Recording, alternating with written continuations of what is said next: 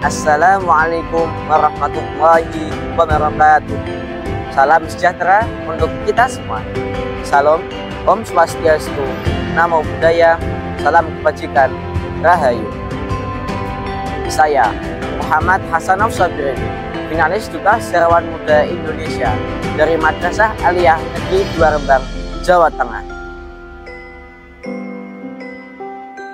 Selamat datang di Lasem, sebuah kota kecil di Kabupaten Rembang yang mempunyai sejarah yang sangat panjang.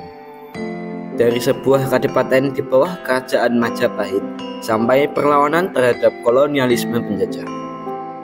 Perang Kuning, kisah pejuang multietnik Lasem versus VOC. Pada masa penjajahan VOC Belanda, rakyat Lasem telah ikut angkat senjata melawan tentara penjajah. Berbicara mengenai perlawanan rakyat Lasem, tidak lepas dari peristiwa geger pecinan di Batavia. Pada saat pasukan Belanda melancarkan aksi pembantaian besar-besaran terhadap etnis Tionghoa, hal ini menyebabkan lebih dari 10.000 etnis Tionghoa di Batavia tewas.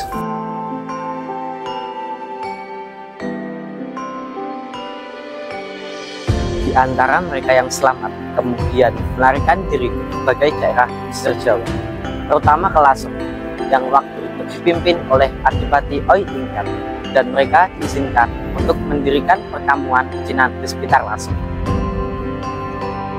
Perkampungan pecinan ini adalah salah satu bukti perkampungan pecinan yang ada di Lasem, yang didirikan oleh orang-orang Tionghoa Batavia yang melarikan diri ke Lasem semasa pemerintahan Adipati Oi Ingkat. Latar belakang terjadinya Perang Kuning. Aksi VOC yang mendirikan kantor dagang serta mengangkat Adipati Rembang yang bernama Hanggebei Hanggojoyo mengejutkan pemerintahan Lasem. Tindakan ini dianggap telah mengikis wilayah Kadipaten Lasem dan memicu gerakan perlawanan dari rakyat Lasem.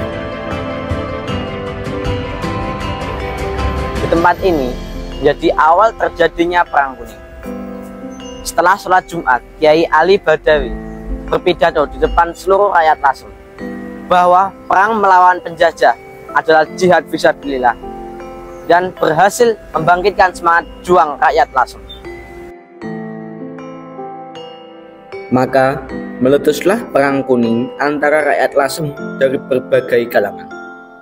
Peristiwa ini terjadi sekitar tahun 1750 Masehi. Perang ini dimulai ketika selesai sholat Jumat depan Masjid Jami' Lasem yang dipimpin oleh Panglima Perang bernama Kiai Ali Badawi. Perang yang melibatkan orang Tionghoa, Jawa, dan santri ini, atau yang lebih dikenal dengan istilah Laskar Dampo Awang, menjadi salah satu bukti bahwa perjuangan merebut kemerdekaan tidak memandang etnis dan agama.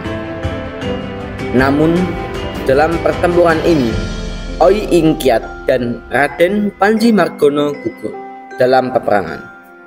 Setelah itu, perlawanan di Lasem benar-benar padam, yang menandai berakhirnya Perang Kuning. Di tangan Belanda, Lasem tidak menjadi kota kabupaten, tetapi setara kecamatan dan termasuk dalam wilayah Kabupaten Rembang. Profil tokoh Perang Kuning. Beberapa tokoh multi etnis menjadi kunci perlawanan rakyat Lasem terhadap penjajahan Belanda. Di antaranya, tokoh yang pertama, Raden Panji Margono. Raden Panji Margono merupakan putra Adipati Teja Kusuma V yang menjadi representasi kalangan kaum pribumi Jawa Lasem. Raden Panji Margono menolak saat ia diangkat menjadi Adipati Lasem, menggantikan Adipati Teja Kusuma V, dan memilih untuk menjadi rakyat biasa.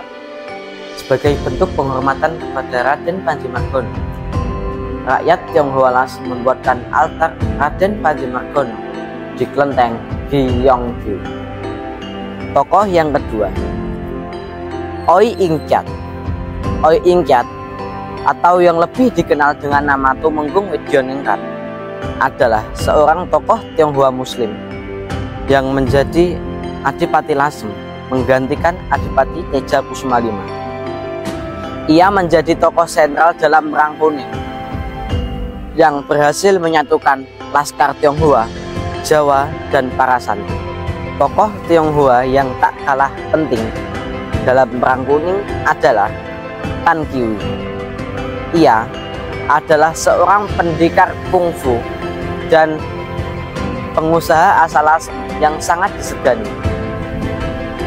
Ia terlebih dahulu gugur pada saat penyerangan terhadap markas VOC di Jepara, dikarenakan kapal yang ia naiki terkena tembakan meriam VOC. Tokoh yang terakhir, Kiai Ali Badawi, adalah seorang ulama besar Lasem yang menjadi panglima perang sebagai representasi dari kalangan pesantren. Diorama di depan kelenteng Cuan Kiong ini menjadi bukti simbol perlawanan rakyat Lasem dalam menghadapi penjajahan Belanda. Dari perang ini kita bisa melihat spirit kebinekaan dan kebersamaan rakyat Lasem dari berbagai kalangan dan etnis. Lasem, kota pusaka. Lasem, Tiongkok kecil. Lasem, kota santri. Wassalamualaikum warahmatullahi wabarakatuh.